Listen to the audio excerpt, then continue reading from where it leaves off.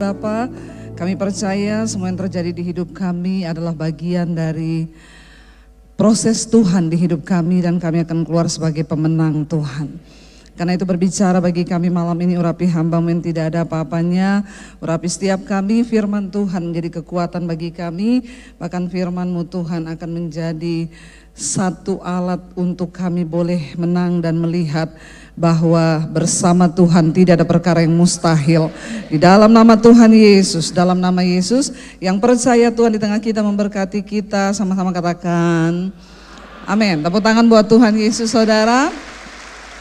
Hari ini saya pengen kita sama-sama belajar firman Tuhan terambil dari Mazmur 56. Judul perikopnya di sana, kepercayaan kepada Allah dalam kesusahan. Setiap kita hari-hari ini sedang berada dalam peperangan rohani, amin saudara. Kita sedang berdiri di dalam peperangan rohani dan iblis itu pasti akan berusaha untuk membuat kita ini takut, khawatir, sehingga kita kehilangan iman. Dan ketika kita kehilangan iman, kita kehilangan pengharapan, maka kita akan jadi orang-orang yang kalah. Saya tadi malam ngajak pengerja mesbah doa saya untuk nonton bareng ya Gereja Setan. Saya bilang kita doa dulu, kita lihat. Bagus ya filmnya, itu membuka bagaimana strategi iblis untuk ya mengalahkan orang-orang Kristen, dan itu memang film diangkat dari pengalaman pribadi Mongol karena dia dulu ada di Gereja Setan itu. Dan cara iblis bekerja itu saudara, ya iblis itu menipu dengan keadaan, dengan situasi. Iblis berusaha untuk membuat kita kehilangan kepercayaan kepada Allah, sehingga kita lemah dan akhirnya kita menjadi orang-orang yang kalah dalam hidup ini. Melihat keadaan zaman hari-hari ini, saudara buka TV beritanya pembunuhan. Ya, buka TV beritanya peperangan, kekacauan. Kita lihat keadaan zaman sekarang ini memang ya sangat tidak menentu, dan kita ini dituntut untuk menjadi orang-orang yang menang di dalam setiap pertempuran iman kita. Kepercayaan kepada Allah dalam kesusahan, kita buka bersama Mazmur 56. Untuk pemimpin biduan menurut lagu merpati di pohon-pohon tarbantin yang jauh. Miktam dari Daud. Ketika apa? Orang Filistin menangkap dia di Gat. Saudara, kita tahu bersama ini adalah satu kisah dan nyanyian Miktam Daud ketika dia berada di Gat waktu dia sedang dalam pelarian. Waktu Daud itu mengalahkan Goliat, saudara, pada saat itu Saul begitu memuji Daud. Dia diangkat menjadi panglima perang di Israel. Tapi ketika akhirnya semua orang matanya tertuju kepada Daud, Saul menjadi iri hati. Lalu Saul berusaha untuk membunuh Daud, ya. Dan Daud lari, saudara. Saya pengen kita semua membayangkan kalau seseorang itu dikejar, yang kejar dia itu raja loh. Musuhnya dia ini raja. Saudara bisa bayangkan kalau ya kita ini menjadi musuhnya seorang kepala negara, lalu semua tentara itu dikerahkan untuk cari. Kira-kira coba saya pengen saudara membayangkan, ya kalau presiden tiba-tiba ngomong cari, ya nama kita disebut, cari Debbie Basir, kemanapun dia pergi cari sampai ketemu. Kira-kira saudara kalau kita disuruh cari presiden di bangsa ini, semua tentara polisi dikerahkan, saudara kencing di celana enggak? Halo, orang Solo takut enggak? Enggak ya? Hebat sekali orang Solo ini ya, luar biasa, enggak takut ya. Menurut saudara, saudara takut enggak? Ya, orang wedi itu. Nah ini mulai keluar nih bahasa Jawa ya. Takut kita ya saudara, yang suruh cari ini presiden. Kita enggak punya kesempatan untuk lari. Mau lari kemana? Ini semua dikerahkan saudara dan dikasih hadiah. Siapa yang menemukan dapat hadiah. Yang suruh cari kepala negara, raja saudara. Daud bingung dia mau lari kemana dalam ketakutan yang begitu luar biasa. Saya percaya ketakutan yang dialami kita saat ini, saudara sedang ada masalah. Berapa banyak yang lagi ada masalah angkat tangan? Yang lagi ada masalah angkat tangan? Yang tidak ada masalah angkat tangan? Yang bingung angkat kaki. Ini kayaknya semuanya bingung ya. Saudara ya, semua masalah yang kita hadapi hari ini tidak ada yang lebih berat saat itu dibandingkan dengan apa yang Daud alami saat itu. Saudara setuju nggak sama saya? Yang nggak setuju pulang saja. Setuju ya? Kenapa? Memang iya kan, dia disuruh cari raja loh. Raja nih yang suruh cari. Saudara, saya yakin dan percaya tidak ada satupun di antara kita hari ini yang sedang punya masalah yang kita memiliki ketakutan seperti Daud hari itu. Setuju? Dia disuruh cari oleh kepala negara, mau dibunuh. Ya, yang besok jatuh tempo siapa? Ini juga masalah loh ya. Kita besok jatuh tempo takut nggak? Takut, tapi masih bisa lari lah ya. Masih bisa alasan. Tapi Daud nggak ada ampun. Kalau ditemukan pasti dibunuh. Saul memerintahkan seluruh pasukan cari Daud, di mana dia pergi. Lalu Daud itu dalam ketakutannya, dia berpikir gini, kalau saya lari daerahnya masih di Israel, mereka akan menemukan saya. Cara yang paling bagus adalah saya akan melarikan diri di daerah musuhnya Israel, yaitu di negeri orang Filistin. Itu negeri asalnya Goliat. Menurut saudara kira-kira ini beresiko juga enggak? Ya, sangat kan? Sangat beresiko. Dia lari ke negeri musuhnya, negaranya, dan dia pernah membunuh pahlawannya orang Filistin, yaitu Goliat. Enggak mudah saudara. Saya tuh kalau baca Alkitab, saya mencoba membayangkan. Makanya kalau baca Alkitab jangan dilewati itu. Lalu pergilah Daud ke negeri orang Filistin. Ya kita nggak dapat apa-apa. Tapi saya mencoba membayangkan loh. Kalau saya menjadi Daud hari itu, karena dia sudah tidak punya pilihan kemana dia akan melarikan diri, pasti ketemu sama Raja Saul dan pasukannya. Jadi Daud berpikir, ya udah aku lari aja ke negeri musuhnya orang. Padahal Daud orang terlalu beresiko. Karena di sana juga dia bisa mati. Dan benar saudara, akhirnya Daud memilih untuk lari ke negeri orang Filistin. Apapun resikonya, di sana saya masih bisa menyamar, siapa tahu nggak ketahuan, ya siapa tahu luput, ya udahlah nyawaku ada di tangan Tuhan. Dia pergi lari ke Gad. Itu adalah kota asalnya Goliat. Lalu saudara, ketika ada di Gad, Daud itu menulis Mazmur ini saudara, yang kita baca hari ini ya. Kalau kita membaca Alkitab, ada latar belakangnya, itu akan membuat kita lebih mengerti. Lalu dikatakan begini, ayat yang kedua, Daud berkata gini, kasihanilah aku ya Allah. Sebab apa? Orang-orang menginjak-injak aku sepanjang hari, orang-orang memerangi dan mengimpit aku. Sama seperti hari ini yang sedang dialami. Kita diimpit ya, ditunda, tidak boleh bangun. Kita ini lagi ditekan begitu rupa. Daud berkata begini, seteru-seteruku atau musuh-musuhku menginjak-injak aku sepanjang hari. Bahkan banyak orang yang memerangi aku dengan sombong, kata Daud ya. Lalu apa yang dia lakukan saudara? Kita baca ayat yang berikutnya, di sana dikatakan baca dengan suara yang keras dan saya minta semuanya baca. 1, 2, 3. Waktu aku takut, aku ini, sekali lagi ulangi. Waktu aku takut, aku ini. Menurut saudara ini susah atau susah? Waktu kita takut, kita disuruh percaya kepada Tuhan. Padahal orang yang takut itu biasanya kehilangan kepercayaan. Apa yang sedang saudara takutkan hari ini? Masa depanmu? Jodohmu? Ya, atau keuanganmu? Anak-anak muda berpikir, duh masa depan gimana ya, cari kerja sekarang susah. Belum juga dapat kerja, udah yang lain pada dipecat. Iya enggak? Ini keadaan zaman sekarang loh. Ya.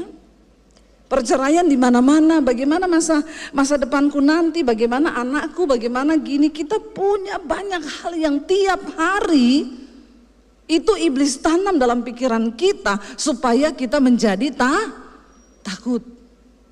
Saya bisa membayangkan ketakutannya Daud. Dia memilih melarikan diri ke kota Gad, negerinya orang Filistin. Sama-sama takut. Dia diam di Israel takut dibunuh, dia lari ke Filistin juga bisa dibunuh. Tapi ketika Daud ada di Gad, dia menulis, saudara, ini renungannya Daud.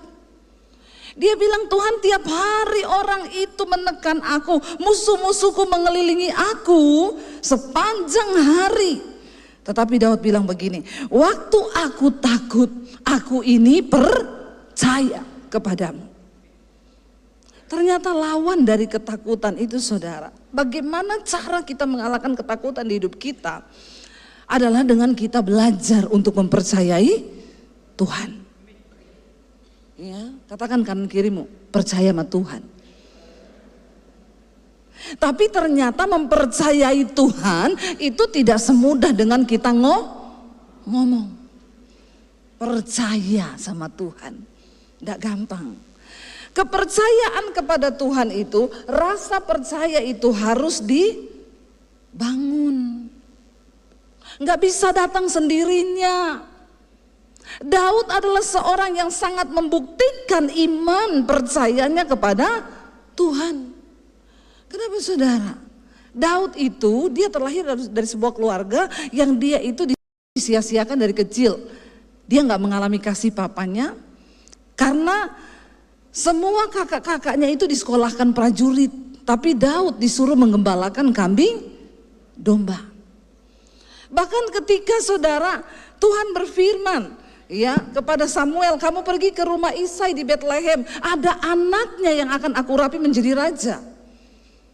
Isai bilang sama anak-anaknya gini, besok kamu semua pakai baju bagus, kita mau ketemu nabi besar. Dia bilang sama papa, ada salah satu dari kalian yang akan diurapi menjadi raja Israel. Itu berita penting gak, saudara? Dan Isai kan belum tahu anak yang mana kan yang mau diurapi kan. Lalu kakaknya sudah disuruh, kamu pakai baju ini besok kamu. Lalu Daud tanya gini, Pak, aku baju apa? Kecuali kau enggak usah ikut. Kenapa?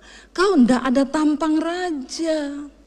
Kau bukan prajurit, kau enggak pernah sekolah prajurit. Jadi besok kakak-kakakmu akan pergi, kau pergi menggembalakan kambing domba di padang gurun. Saudara, Daud punya alasan enggak untuk kecewa? Punya, apalagi kalau Daud Gen Z zaman now. Ya, Gen Z zaman now yang mentalnya itu strawberry. Ya, cuma diselentik sedikit udah terlukanya dalam. Ya, aku nih nggak bahagia. Di Jakarta itu banyak anak muda, saudara, anak SMA curhat, anaknya temen-temennya anak saya, gua mau curhat dong. Anak saya bilang, kenapa lu? Kemarin gua ke psikiater, tahu nggak? Terus kata dokter, gua ini udah kena mental, sudah stadium akhir. Anak-anak muda itu yang baru umur 20, belum nikah, belum pikir bayar listrik,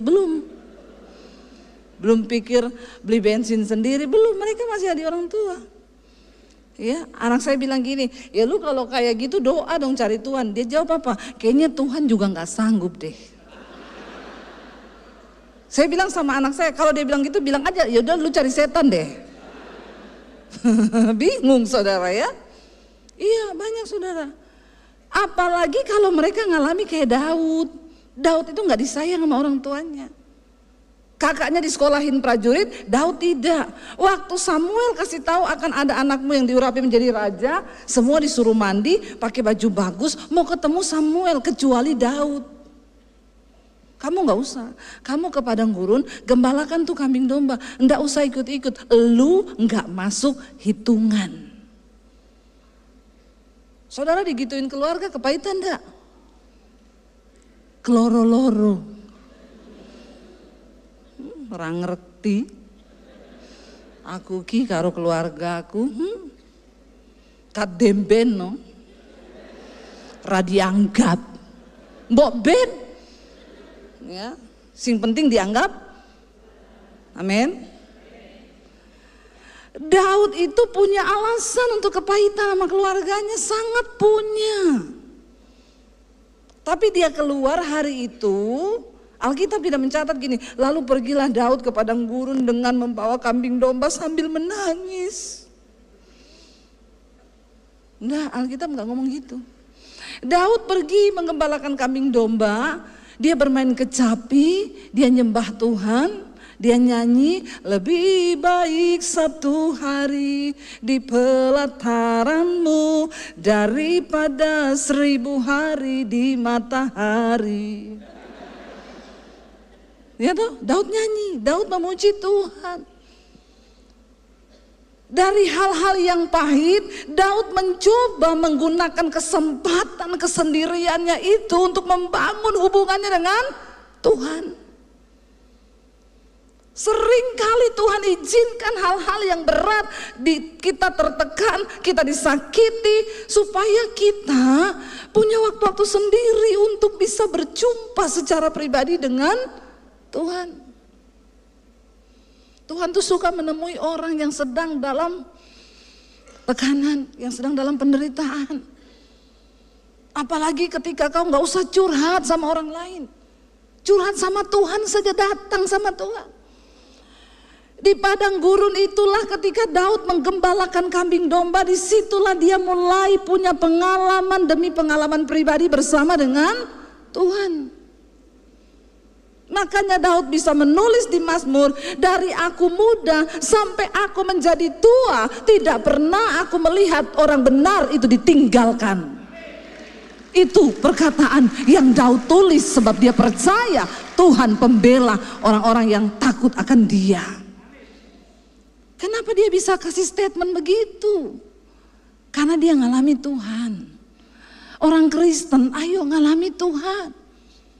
Jangan benci dengan pergumulan. Jangan benci ketika kau disakiti, kau difitnah. Gunakan kesempatan itu. Engkau dalam kesendirianmu hanya bersama Tuhan. Alami Tuhan secara pribadi. Karena iman, kepercayaan kita kepada Allah itu adalah satu usaha untuk kita bangun di hadapan Tuhan. Iman itu gak tumbuh begitu aja. Iman itu tumbuh dari pengalaman pribadi kita dengan Tuhan. Ayo alami Tuhan. Daud mulai memperkatakan, saat aku takut, waktu aku takut, aku ini percaya. Ini dia tulis waktu dia lagi ada di negeri orang Filistin, di tempat musuhnya orang Israel, di kota kelahirannya Goliat yang dia bunuh itu. Dalam keadaan tertekan, takut, tidak berdaya, dia bilang, waktu aku takut, aku ini percaya kepada Tuhan. Mari kita memperkatakan itu.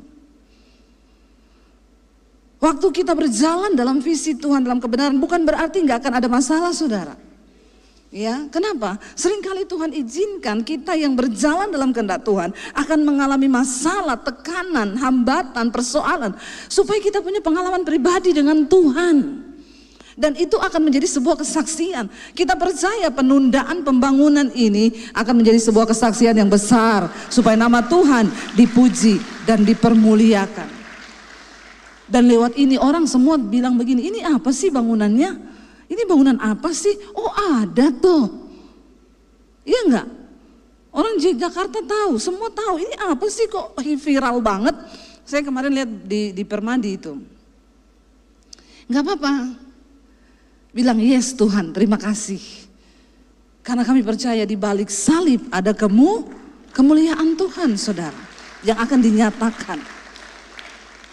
Saya beberapa waktu yang lalu, ya saya tuh rasa-rasa sakit pinggang, saudara. Akhirnya, sebenarnya sudah lama sakit pinggang itu di sebelah kiri. Saya pikir karena saya sering khotbah. Jadi kalau lagi capek banget dia sakit sekali. Saya bilang sama suami ini otot. Jadi saya kadang cuma suruh suami saya pijit-pijit aja. Tapi makin kesini makin sakit. Lama-lama, ini udah nggak bener nih. Saya bilang sama suami saya ini ada sakit loh dalam badan saya ini. Ya tapi nggak usah periksa dokter lah. Takut kalau periksa nanti dibilang inilah operasi lah, inilah itulah ya.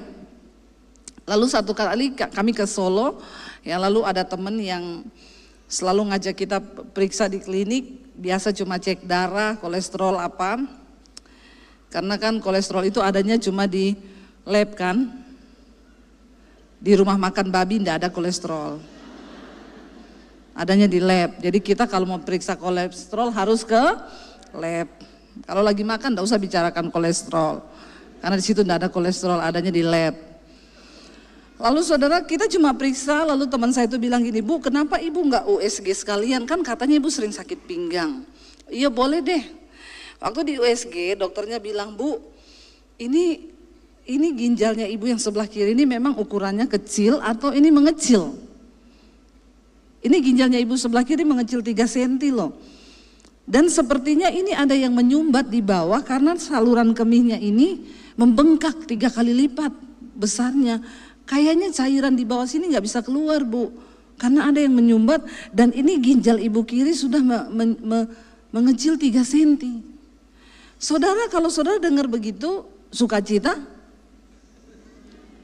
Orang gila kali kalau sukacita ya. Saya pikir biar pendeta juga manusia toh, punya rasa, punya hati. Jangan samakan dengan pisau belati. Ya, saya juga manusia.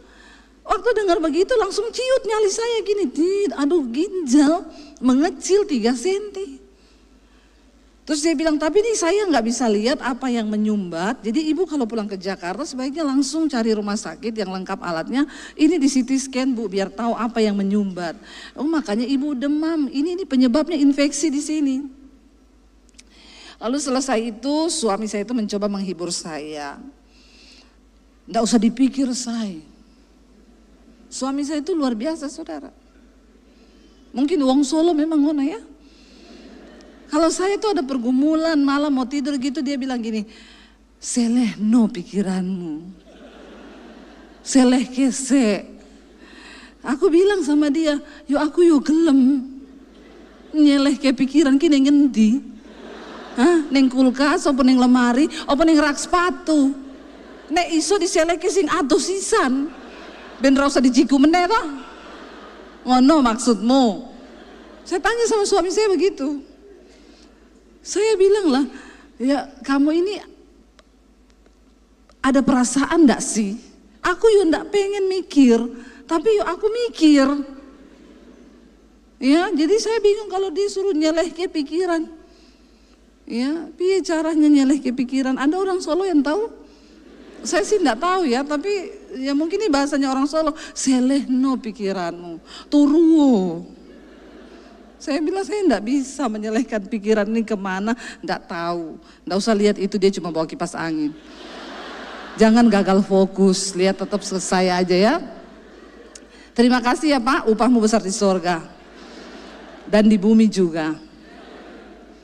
Ya itu lumayan saudara. Lalu suami saya yang menghibur saya gini, yo wes ayo kita makan ke restoran kesukaanmu di Solo yuk, di Adem Ayem. Dia pikir kalau dia ajak saya ke Adem Ayem, maka perasaan saya juga. Saya makan di Adem Ayem, tapi perasaan saya tidak. Ini jantung saya masih berdenyut, mikirin ginjal saya menciut. Saya pergi cuci tangan ke belakang, ada ibu-ibu datang. Bu Debbie Basir ya? Iya Bu. Aduh ibu, aduh luar biasa. Bu, ngopo? Khotbah-khotbah ibu luar biasa Bu, menguatkan saya. Terus saya itu pernah mengalami pergumulan berat banget. Saya itu dengar khotbah ibu sehari bisa 5-6 kali. Saya putar terus, ibu tahu waktu saya putar khotbah ibu, saya itu seperti orang hilang ingatan. Iki mirip bojoku. Sing nyeleh ke pikiran tadi kilo. Ini jawaban Tuhan iki. Saya bilang apa Bu? Saya dengar khotbah ibu itu, saya ini kayak orang hilang ingatan. Maksudnya Bu, saya lupa semua masalah saya. Saya enggak mikir sampai akhirnya Tuhan jawab. Dalam hati saya, aku yuk pengen hilang ingatan. Bicara nih. Saya bilang, oh luar biasa ya Bu. Ya iya Bu, aduh saya tuh ketemu Ibu kayak mimpi loh. Akhirnya dia pergi duduk, saya duduk di meja makan, saya bilang sama suami saya, itu loh Ibu itu tadi, ngopo. Dia ada masalah berat dengerin khotbah saya, terus dia hilang ingatan. Saya bilang sama suami saya, Tuhan ini piye ya? Tuhan ini ngajak aku bercanda po piye kok itu Ibu ngomong begitu loh. Aku ini lagi berat pikiranku, bebanku ini berat, mikirin ginjalku ini menyusut. Ya udah ndak usah dipikir. Ya sekali lagi saya disuruh tidak usah berpikir. Akhirnya kita pulang ke Jakarta. Sampai ke Jakarta saya langsung ke rumah sakit, periksa. Sama hasilnya, Bu ini sama Bu, memang ada yang menyumbat tapi di USG nggak bisa kelihatan. Ini kayaknya batu ginjal deh, tapi kayaknya ukurannya sudah besar ini. Jadi Ibu harus CT scan aja, di sana ruang antrian CT scan. Saya ini gini, Tuhan aku ini nggak pernah loh masuk rumah sakit. Ini disuruh CT scan, aduh disuruh ini tuh, aduh sudah ya berdebar-debar jantung saya ini. Saya pergi ke ruang CT scan, suruh masuk, saya tanya sama dokternya, suamiku boleh ikut enggak nemani? Enggak boleh, Ibu masuk sendiri. Memang saudara ternyata waktu kita diuji dalam hal kesehatan, memang disitulah kita, hanya kita dengan Tuhan yang berurusan. Bahkan suamimu, anakmu enggak bisa. Sesedih apapun suami saya cuma begini, ya kamu enggak bisa rasain, ini aku yang rasain. Dia memang mencoba menguatkan saya, tapi kan saya dalam hati, ya bukan kamu yang rasa, saya yang rasa. Waktu kita diuji dalam kesehatan, sakit, kita sendiri berurusan dengan Tuhan. Bahkan saya bilang, dokter, suami saya nemenin di ruang CT scan, enggak boleh Bu, sendiri. Oh iya ya, kita juga nanti mati sendiri, enggak bisa ajak suami. Enggak bisa ajak istri, iya saya sadar. Saya masuk saudara. Aduh masuk di alat itu ya, tarik napas, buang napas, masuk keluar, selesai. Tunggu hasilnya di luar Bu, nanti dipanggil. Saya duduk di luar, ada ibu-ibu, Shalom Ibu Debbie Basir ya, iya Bu. Aduh Ibu saya dikuatkan sama khotbah-khotbah Ibu. Ibu sakit apa? Tumor batang otak. Oh terus ini mau dioperasi? Saya sudah 4 kali operasi Bu. Hah, Ibu sudah 4 kali operasi? Iya. Karena tumor saya ini melekat di batang otak, jadi nggak bisa diambil semua Bu. Karena kalau diambil kena batang otaknya itu takutnya saya kenapa-kenapa. Dokter nggak bisa, jadi diambilnya sedikit-sedikit. Jadi tiap tahun tuh tumbuh. Setiap tahun saya harus CT scan, dilihat pertumbuhannya, nanti diambil lagi sedikit. Jadi Ibu sudah 4 kali operasi, iya. Buka otak, iya. Ibu kok bisa kuat banget toh Bu, apa rahasianya? Saya dengar khotbah-khotbah Ibu. Saya ini kayak ditampar-tampar saudara. Dalam hati saya, mereka itu dikuatkan dengar khotbah saya. Lah sekarang saya lagi enggak kuat. Terus siapa yang mau menguatkan saya? Lalu saya jadi malu loh saudara. Waktu dengar Ibu tuh bilang begitu, Ibu ya ampun, yus Bu bersyukur. Oh iya saya bersyukur Bu. Ibu juga kan selalu khotbah, Ibu ngomong kan, hidup mati di tangan Tuhan. Kalaupun mati kan mati itu untung. Ojong guyu. Ya dipikir enak ngerasain gitu. Ya benar saudara. Seringkali kita ini gampang ngomong percaya sama Tuhan. Tapi percaya kita itu akan diuji ketika kita menghadapi masalah. Makanya masalah itu adalah proses dari pendewasaan iman kita di hadapan Tuhan. Akhirnya saya bilang, oh iya ya, sudah hasilnya keluar, bawa ke dokter. Dok ini gimana? Harus segera dioperasi. Saya bilang saya seminggu lagi akan berangkat ke Israel, saya bawa rombongan. Ya udah, Sekarang ada alat yang baru Bu, canggih, kita bisa operasi pakai, kalau ibu harus segera pergi, ya berarti operasinya itu harus pakai AI. Ya, jadi nggak usah dibelah, nggak ada luka, pakai robot AI. Harganya juga AI. Saudara, saya masih berharap, karena saya ini tiap malam di mesbah doa membacakan kesaksian. Orang bersaksi, shalom Ibu Debbie, saya mau bersaksi, saya ini divonis dokter, ada batu ginjal, batu ini. Saya berdoa tiap malam ikut mesbah doanya ibu, saya tumpang tangan, nggak jadi operasi, batunya keluar sendiri. Saya begini, Tuhan itu loh, aku tiap malam nih bacain mereka nih. Mereka ikutin doa saya, batunya keluar enggak operasi. Dalam nama Yesus, batu ini keluar enggak operasi. Saya coba beriman, saudara. Saya dengar orang, saya bacakan kesaksiannya. Shalom Bu Debbie, saya ini seorang yang tiap malam dengar mesbah doanya ibu. Saya divonis dokter harus pasang ring karena penyumbatannya sudah 80%. Tapi setiap kali dengar mesbah doa, ibu berdoa buat yang sakit, saya tumpang tangan jantung saya. Kemarin waktu mau pasang ring, Bu, dokter bilang gak usah. Tiba-tiba sumbatannya hilang. Jangan tepuk tangan. Jadi saya masih berharap Tuhan, mereka tuh ngalami, boyo aku yo. Walaupun dokter bilang ini enggak mungkin bisa keluar sendiri, karena dokter bilang Bu ini enggak bisa keluar sendiri. Sudah 2,5 cm nih, hampir 3 cm batunya. Enggak mungkin dia bisa keluar dengan obat atau apapun, ini harus operasi. Saya bilang bagi Tuhan enggak ada yang mustahil. Jangan amin sih, jangan tepuk tangan sih. Belum selesai ceritanya. Dokter bilang, ibu jangan tunggu lama lagi loh, ya. Karena itu nanti ibu akan dioperasi, lalu di ginjal ibu itu dikasih selang. Nanti ibu bawa selang itu 1 bulan, dipasang di dalam ginjal ibu. Saya sudah membayangkan, saudara, Dok, tapi saya mau ke Israel bawa selang itu, enggak apa-apa itu di dalam. Ya paling ya nyelekit-nyelekit sedikit. Saya berusaha tengking setiap hari, saya nangis sama Tuhan dalam nama Yesus, Tuhan ini keluar, saya lompat-lompat, saya minum air, saya doa. Mana mujizatmu Tuhan? Gak terjadi, saudara. Sampai akhirnya hari Minggu malam selesai khotbah, dokternya bilang, udah Bu bikin janji ya Minggu malam habis ibu khotbah masuk rumah sakit. Saya masih berharap, siapa tahu. Siapa tahu 5 menit sebelum operasi keluar gitu toh. Dalam nama Yesus kan jadi kesaksian toh. Saya datang ke rumah sakit. Begitu injak rumah sakit, tensi saya tinggi terus. Padahal saya ini tidak pernah tinggi, saudara, selalu darah rendah.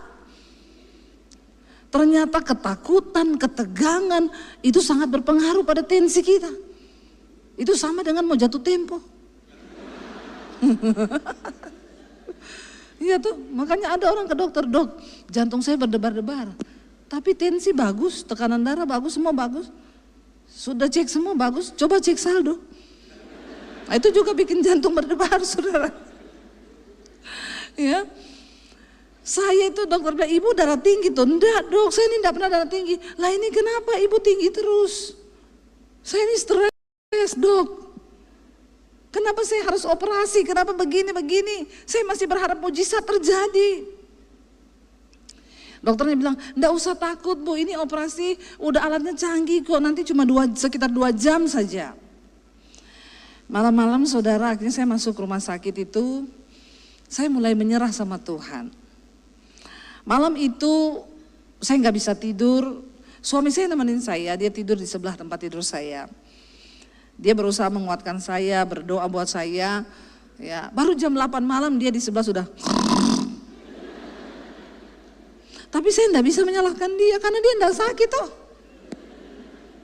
Ibu-ibu kalau suamimu enggak sakit, kau jangan suruh ikut-ikutan dia sakit.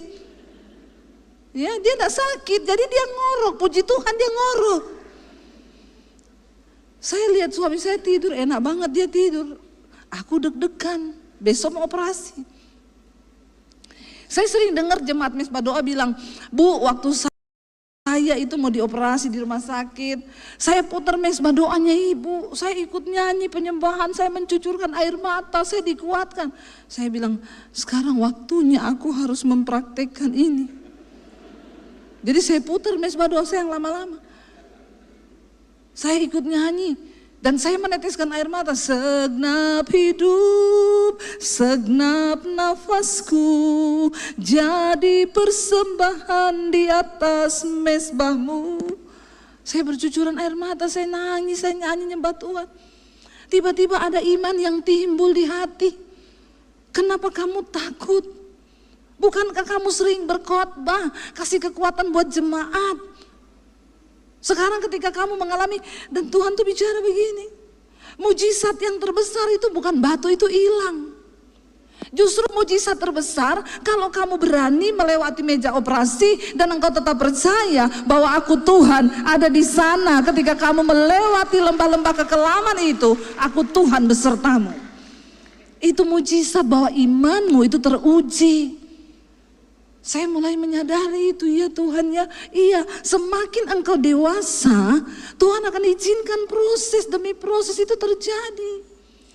Saya mulai menyerah sama Tuhan, saya mulai sembah Tuhan, amin Tuhan aku percaya. Kan kamu sering, orang telepon, Bu doakan ya saya di meja operasi ini, saya ketakutan. Lah kamu kan juga harus mengalami itu, supaya kamu tahu bagaimana perasaannya jemaat itu mereka menghadapi ketakutan yang seperti itu. Yesus aja yang Tuhan, dia bilang dia meninggalkan kealahannya, mengambil rupa seorang hamba untuk turut merasakan kelemahan-kelemahan saudara dan saya. Lalu saya mulai nangis, saya menyembah Tuhan, amin Tuhan, amin Tuhan. Mulai ada damai saudara. Ketakutan itu perlahan lenyap, firman mulai bicara. Saat aku takut, aku ini percaya kepadamu Tuhan. Saat aku takut, aku percaya akan firman-Mu. Bahkan mati sekalipun itu adalah keuntungan bagi kita yang ada dalam Kristus. Amin saudara. Waktu saya mulai berpikiran seperti itu saudara, hati saya tenang, damai. Akhirnya tensinya mulai turun. Ngeri loh saudara, ternyata orang itu waktu takut, darahmu naik karena hormon kortisol naik. Darahmu mengental, tekanan darah naik karena jantung itu berat memompa darah. Waktu kau takut, kau marah, kau khawatir, itu otomatis. Cuma kan kau enggak ditensi toh. Kalau saya kan ada di rumah sakit tiap jam ditensi terus, jadi saya tahu perkembangan saya. Dokter bilang ini ibu ketakutan loh, ini ibu khawatir loh, jangan ya bu. Jadi ternyata memang benar, hati yang gembira itu obat yang manjur. Waktu saya mulai menguatkan hati saya, saudara, iman itu, kepercayaan kepada Tuhan itu harus dibangun berdasarkan pengalaman pribadi kita dengan Tuhan. Daud ngalami itu.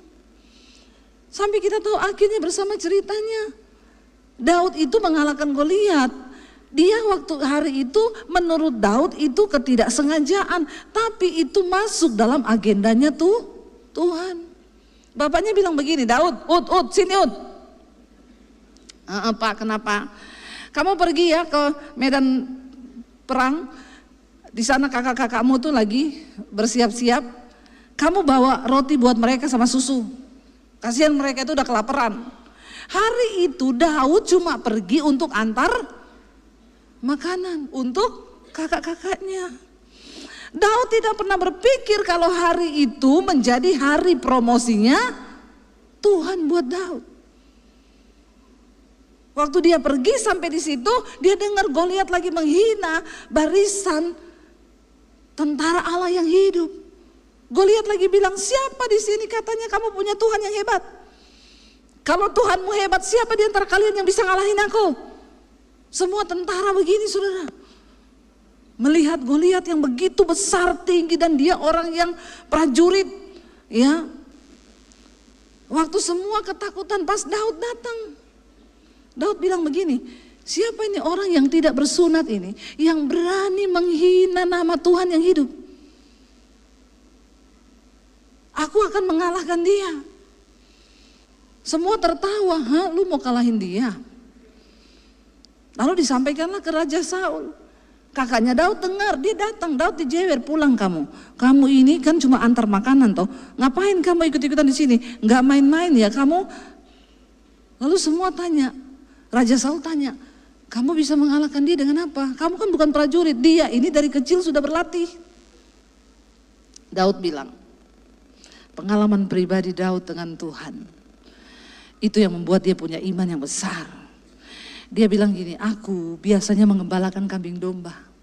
Kalau ada singa yang makan dombaku, aku kejar singa itu, aku robek mulutnya dan aku ambil dombaku. Kalau ada beruang yang datang makan dombaku, aku kejar beruangnya, aku robek mulutnya. Saudara, kira-kira Daud berhadapan dengan singa di padang gurun gitu takut nggak? Takut. Tapi karena dia percaya ada Tuhan yang menyertai dia, dia berani saudara. Saat aku takut, aku percaya pada Tuhan. Ini adalah satu kekuatan kita. Waktu kita takut, kita nggak punya jalan, ayo katakan Tuhan, aku percaya kepadamu, aku percaya kepada janjimu, aku percaya kepada kuasa Tuhan. Amin saudara. Dan Daud berkata kepada mereka semua, Tuhan yang menyertai aku, yang mengalahkan singa dan beruang itu, Tuhan yang sama, yang akan menyertai aku untuk mengalahkan orang Filistin yang tidak bersunat hati ini. Dan Daud maju saudara. Dan hari itu Daud memperoleh kemenangan. Tidak mungkin cuma satu batu bisa bikin dia mati. Itu cuma batu biasa. Ada tentara Israel punya senjata yang lebih hebat. Tapi kenapa cuma dengan batu bisa mati? Karena ada kuasa Tuhan. Jangan pernah kecilkan dirimu. Kau punya Tuhan yang besar. Jangan pernah kecilkan masa depanmu. Engkau punya Tuhan yang hebat. Amin saudara. Jangan bilang kita ini minoritas. Tuhan kita Tuhan yang besar. Dan kita gak perlu takut. Saat itu saudara, Daud melihat kemenangan itu. Kenapa dia punya iman dan dia bilang, waktu aku takut, aku ini percaya kepadamu, kepada Allah yang firman-Nya kupuji, kepada Allah aku percaya, aku tidak takut. Apakah yang dapat dilakukan manusia terhadap aku? Mari kita semua berdoa. Biar hari-hari terakhir ini kita punya iman yang luar biasa. Tidak ada cara lain untuk kita menang dalam pertempuran selain kita punya iman dan rasa percaya yang kuat kepada Tuhan, saudara. Tuhan itu maha tahu, Dia maha mampu. Dulu ketika kami menghadapi pandemi di Jakarta, saya dan suami, saya juga nggak tahu ya kita mau hidup bagaimana. Pandemi ini berapa lama? Waktu pandemi datang, saya baru bilang sama suami saya begini, ternyata kita ini terlalu percaya sama Tuhan ya. Saya baru tahu waktu pandemi, kenapa saudara? Karena kami ini ternyata tidak ada gaji bulanan. Kami melayani Tuhan. Ya, waktu itu belum ada YouTube. Jadi ya kalau ada pelayanan ya ada uang, kalau enggak ya enggak. Kita enggak digaji dari gereja, enggak dikasih apa-apa. Jadi ketika pandemi datang, ya kita enggak tahu mau hidup bagaimana. Saya bilang sama suami, kita ini terlalu percaya loh sama Tuhan sampai enggak ada gaji loh kita. Saudara, sampai kita dari dulu memang nggak bisa utang, mau ambil rumah atau mobil tuh nggak bisa kredit. Ditanya, ibu mau kredit? Iya, ibu ada gaji? Ada. Gajinya berapa? Nggak tentu. Terus ada slipnya nggak? Nggak ada mas. Loh ibu ini yang gaji siapa? Tuhan. Lah terus slipnya? Slipnya dengan iman. Masnya bilang maaf ya bu, bank enggak terima slip dengan iman. Ya, karena kebetulan bos kami belum beriman. Jadi nggak bisa pakai slip dengan iman. Jadi dari dulu kita nih nggak bisa nyicil apa-apa saudara, karena memang nggak ada slip gaji. Saya baru tahu waktu pandemi, baru terasa kita hidup bagaimana ya. Dengan anak 3, nggak ada investasi apa-apa, nggak punya emas batangan. Ya, saya punya mas 80 kilo tuh mas Daniel. Investasinya makin turun. Beratnya makin nambah, makin turun investasi harganya. Dan memang tidak dijual itu, koleksi pribadi. Jadi waktu itu bingung mau hidup bagaimana, tapi kita belajar. Yaitu saat aku takut, aku nih percaya sama Tuhan. Tuhan aku percaya, pokoknya ya wis kita pernah melewati yang lebih buruk dari ini dan Tuhan menyertai. Tiba-tiba di tengah pandemi saya pengen melukis saudara. Beberapa udah dengar kesaksian saya kan. Saya pengen melukis, waktu itu saya ajak suami saya, waktu lockdown buka, aku pengen beli kanvas, mau ngapain? Kan kita nggak ngapa-ngapain, saya pengen melukis. Dia ngomong, ini wahai lo, ki duitnya orang aneh lo, kok ki metuku-tuku ngono meneh. Saya bilang, ya kalau kamu sayang istri, ayo toh, ya udah kita pergi ke Gramedia yang dekat rumah. Sampai di sana saya tanya, Mbak, ada kanvas nggak? Yang ukuran berapa Bu? Yang paling besar. Dia jawil saya, nek baru belajar sing cilik wae. Sing ukuran 20 kali 10. Saya bilang, itu mah lihatnya diintip. Cilik banget. Saya bilang, ya beli yang gede sekalian supaya kalau bagus bisa ditaruh di rumah. Itu pikiran saya. Tidak ada maksud apa-apa, nggak kepikiran apa-apa. Akhirnya dia nurut aja karena dia sayang lah sama istrinya. Saya ingat waktu itu saudara bayar hampir 3 juta. Marah-marah dia sambil bayar. Pulang ngomong, wes ora berhikmat. Ya duitnya seraineng, dinggo tuku kanvas, karepmu loh. Saya bilang ya udah ndak usah disesali. Saya melukis malam itu 2 jam, suami saya ngedit video, selesai dia bilang, ini lukisannya siapa saya? Saya bilang, ada siapa di sini? Dia bilang, ra mungkin loh iki lukisanmu. Lu ra mungkin loh, ada siapa di sini? Nggak ada siapa-siapa tuh, cuma aku tuh, ya ini lukisanku lah. Masa iya kok yang lukis ngene? Ya iyalah. Ya udahlah, saya udah nggak mau denger, dia nggak percaya juga. Saya foto, saya upload di Instagram, puji Tuhan lukisan pertama saya jadi. Tiba-tiba ada ibu-ibu inbox, Bu lukisannya dijual enggak? Saya bilang, aduh saya enggak bermaksud jual ya, tapi ini lukisan pertama saya. Tapi kalau ibu jual saya beli loh Bu. Oh boleh, berapa ibu? Saya nggak tahu harganya, terserah ibu aja lah. Oke ya Bu, deal ya, tolong kirim ke alamat ini besok, minta nomor rekening. Malam itu juga, lukisan pertama saya dibeli orang 10 juta. Saya lihatkan sama suami saya, lukisanku laku, opo iya? Ini loh udah ditransfer, saya kasih lihat, ini loh 10 juta, lo laku 10 juta. Dia bilang, iya, sesok tak antar nih tuku kanvas. Ngono. Saudara, siapa yang suruh naik? Jangan dibunyikan dulu ya, boleh di situ tapi jangan dibunyikan ya. Lanjut sedikit ya, boleh ya? Boleh? Kita dengar suara rakyat. Ya. Saudara, abis itu sampai di mana tadi? Lukisan. Saya jadi rajin kan melukis toh, laku 10 juta lukisan pertama, lumayan toh. Besok saya melukis lagi. Melukis saudara, saya upload lagi di IG, nggak ditulis dijual. Orang, Bu, saya beli ya itu ya Bu. Di tengah masa pandemi saudara, hampir 2 tahun itu Tuhan pelihara kami lewat lukisan. Saya melukis hampir 50 lukisan yang keluar. Yang paling murah 6 juta satu toh. Jangan tepuk tangan dulu, tunggu sabar. Jemaatnya ini luar biasa loh Pak. Berapi-api rohnya. Ya, yang paling murah tuh 6 juta satu. Yang lainnya 10 juta, 20 juta, 25, 30, 45, 50, 60, 70, 75 juta paling tinggi. Di tengah masa pandemi, Tuhan pelihara kami lihat lukisan itu, ada 500 juta lebih saudara. Itu siapa yang mengerjakan? Itu seperti janda yang buli-bulinya diisi dan tidak pernah berhenti minyaknya. Saya tidak pernah menyangka, dan saya baru ngelukis di pandemi itu. Dulu tuh saya melukisnya gunung 2, sawah di tengah matahari. Itu seperti saudara-saudara ini yang tertawa-tertawa ini. Saya juga tahu, kau juga begitu kan lukisanmu. Kita kan dari dulu diajarin cuma begitu toh. Nah saya itu begitu, tapi tiba-tiba di pandemi saya melukis itu. Dan Tuhan itu, waktu aku ini takut, aku percaya sama Tuhan.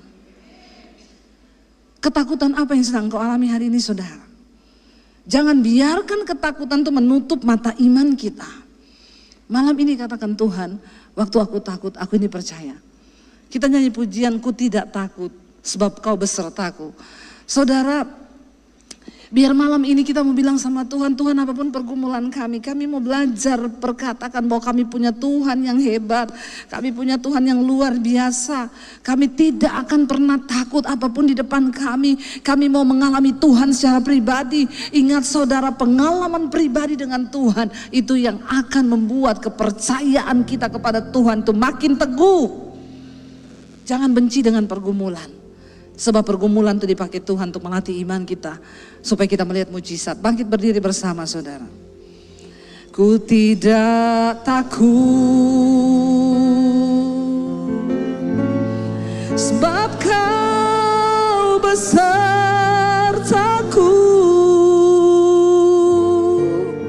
Ku tidak bimbang. Sebab engkau Allahku. Kami percaya Tuhan, Engkau meneguhkan. Engkau meneguhkanku. Bahkan menolongku.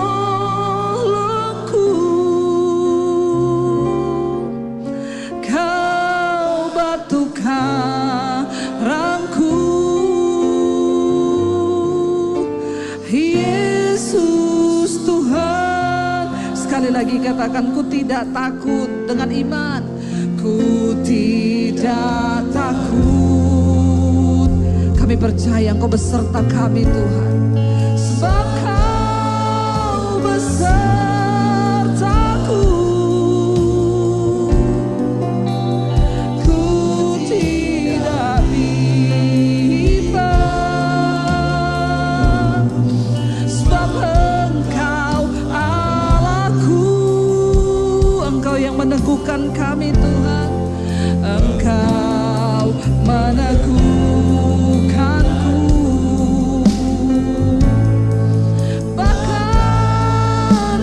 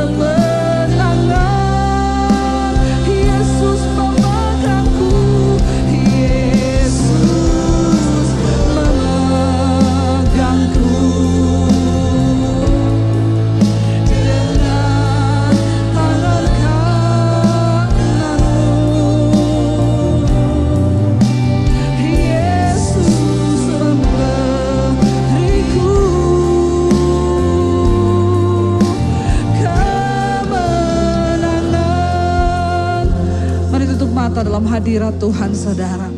Seringkali ketika engkau melihat sesuatu yang ada di depanmu, iblis berkata engkau tidak akan mampu. Keadaanmu terlalu sulit, sakitmu terlalu parah. Hari ini belajar katakan, Tuhan, waktu aku ini takut, aku percaya kepada Tuhan. Amin. Biarlah iman kami terus bertumbuh di dalam Engkau, Tuhan. Kami percaya penderitaan, masalah, tekanan, tantangan dipakai Tuhan untuk membuat kami ini punya pengalaman pribadi dengan Tuhan. Sehingga iman kami menjadi iman yang kuat dan kami akan melihat kemenangan demi kemenangan dari Tuhan. Kami mau belajar percaya pada firman-Mu, Tuhan. Kami mau belajar percaya pada kuasa-Mu yang lebih besar dari setiap persoalan dan hidup kami. Karena itu Bapak Ibu, mari buka hati dan tangan-Mu. Terimalah kiranya berkat, rahmat, anugerah dari Allah Bapa, cinta kasih dari Tuhan Yesus Kristus, penyertaan Allah Roh Kudus turun atas hidup kita semua hari ini. Dan sampai kali yang kedua Tuhan Yesus datang menjemput setiap kita, nama kita tercatat dalam kitab kehidupan.